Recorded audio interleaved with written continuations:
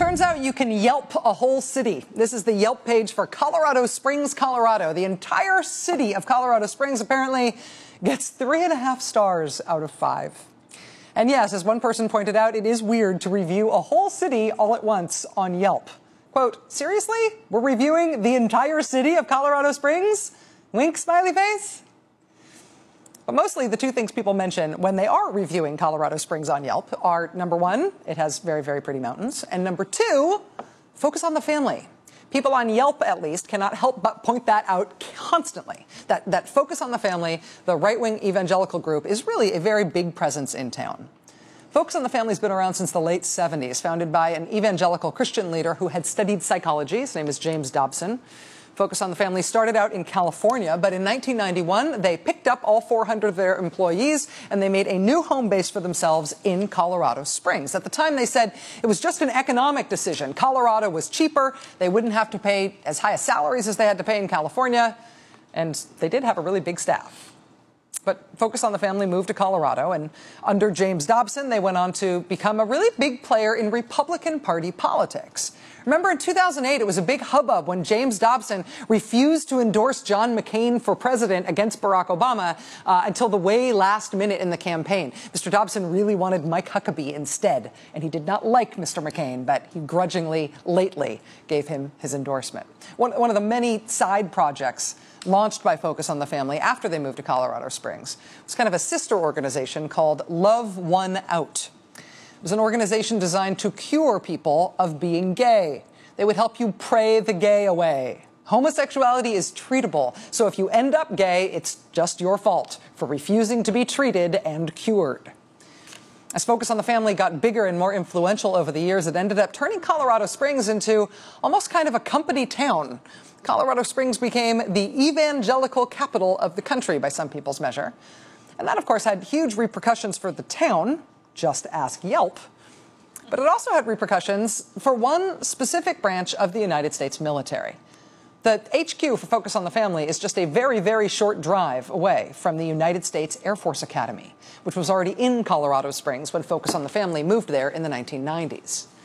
But in the last couple of decades, there have been signs of struggle over what's been called the outsized influence of evangelical beliefs and conservative Christian values on the Air Force Academy, on the institution, on the faculty, and on the student body, which, of course, is the elite, soon-to-be officer corps of the U.S. Air Force.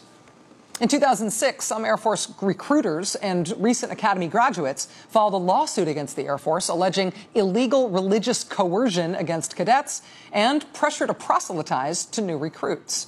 They said since the late 1990s, they had been subject to, quote, aggressive proselytizing and had received lower performance reviews if they didn't attend prayer group and church. They said they were told that they needed to accept Jesus in order to be able to do their Air Force jobs. Around that same time, a chaplain at the Air Force Academy spoke out publicly about what she called a systemic and pervasive problem of religious proselytizing. She was a chaplain. She said she tried to help fix the problem at the Academy, but her attempts were watered down by her superiors. She attributed the problem, in part, quote, to the Academy's location in Colorado Springs. There's significant crossover between the leadership of the Academy and those organizations and churches in or near Colorado Springs, including Focus on the Family. That was the 1990s. By 2010, an internal Air Force survey showed that 41% of cadets at the Academy still reported feeling like they were being proselytized to by evangelical Christians while they were cadets, that they were being pressured to accept the specific values of a specific religion while they were training to become Air Force officers. In light of this history, it's kind of long history now, when news broke this week that the Air Force Academy had hired in 2009 a leader in the ex-gay movement to oversee the mandatory counseling program for all Academy cadets. They hired him in 2009. They promoted him to oversee that counseling program in 2011.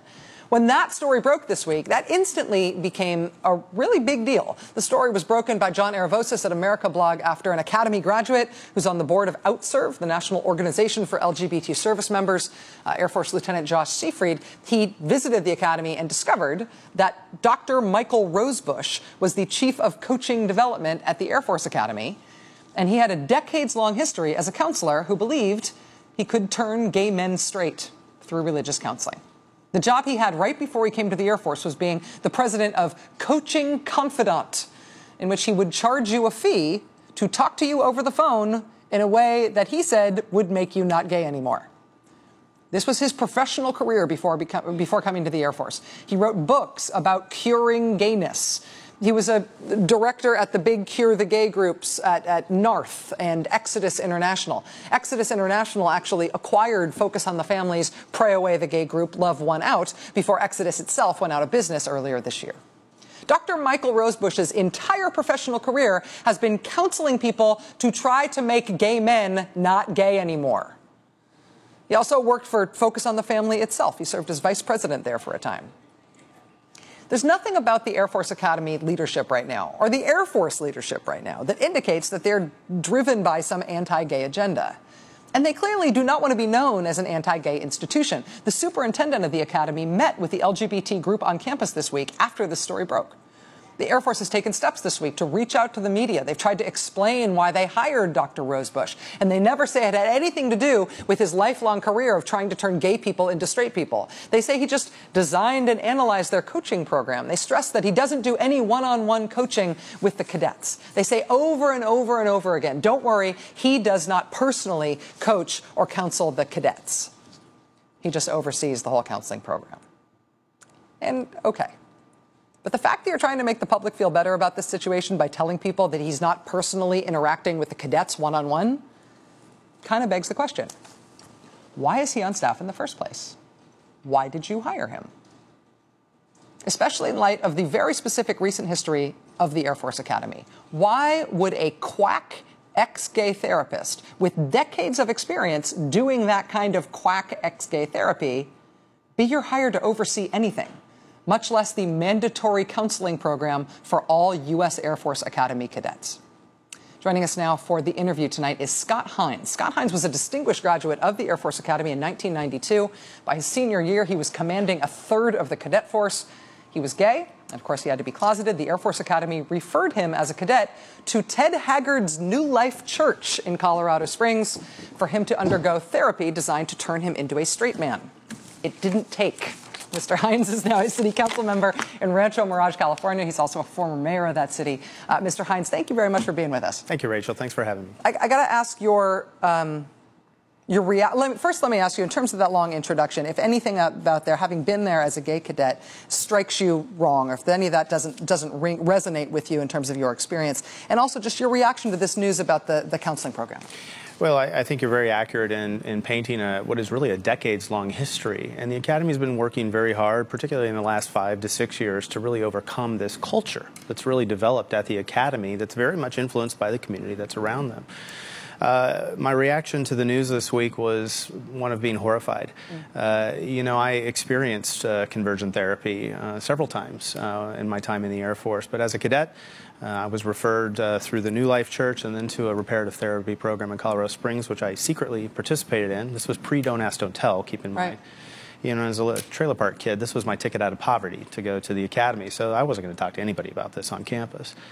And in that program, I suffered a lot of trauma. You know, this is a harmful type of therapy that... You were referred by the Academy to go do it? I was. I went to the Cadet Counseling Center and said, you know, I'm struggling, and I used all the terms without saying, I think I'm gay. And the captain at the time was a member of New Life Church, put me over there. Mr. Haggard took me under his wing. I was involved in a men's group of other men that were struggling, many who were active duty as well, and then put into a counseling program that ended up being quite destructive in my life. And then in terms of it being destructive, you did graduate from the Academy as a very well-regarded and decorated cadet and went on to a long active duty career in the Air Force. What kind of trouble did that counseling cause you? When you say it was damaging, what do you mean? Well, as is often the case, men who claim to be ex-gay are not ex-gay, and my ex-gay therapist turned out to not be so ex-gay and became quite a predator.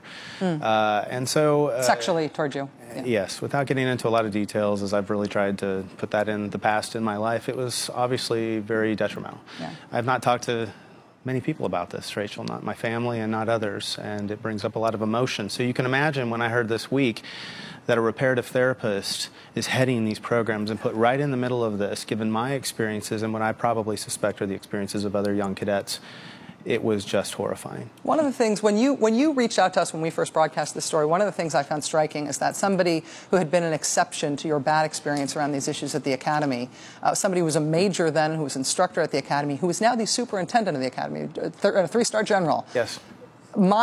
My guess, then, is that you have confidence in her, somebody who had been humane toward you on this issue, that the Academy can fix this. And you're referring to Lieutenant General Michelle Johnson, That's right. who's now the superintendent of the Academy.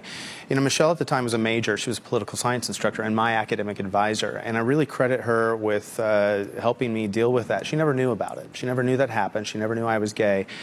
But she went a long way, as every instructor there should, in building my self-esteem, giving me hope for the future, really inspiring me to serve my country. I credit her with probably saving me during that time of depression and really some suicidal thoughts after having gone through that trauma. Today, I am so proud that she is the new face of leadership at the Air Force Academy. She is a special person.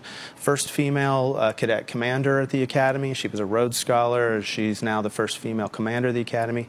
And I have supreme confidence that if anybody can turn around this culture at the Academy, it's her. It feels like, from their reaction to this reporting today, which if they scurried at first, it felt to me, in terms of having dealt with a lot of PR operations when we cover stories that don't make people look good, felt like they scurried at first, but now what they are doing, at least, it feels like there's a real commitment, both not to be known as an anti-gay institution, but also to fix this. I would expect, I'll just speak personally, I would expect that this situation is not sustainable, that they cannot keep somebody in charge of counseling now that, if only through the press, they know his history. You know, it makes you wonder if it's a little out of her hands. It's definitely got the Pentagon's attention at this point. At least he needs to be reassigned, and I want to hear emphatically that he denounces reparative therapy before he has any interaction with cadets at the Academy. And I really hope that Michelle is able to turn the culture of the Academy. You know, what happens, Rachel, is that people, Air Force officers who are Christian fundamentalists, work assignments to the Academy because they know then they can get follow-on hires at Focus on the Family and these Christian organizations. It's very much a planning for your future type of an assignment to the Academy.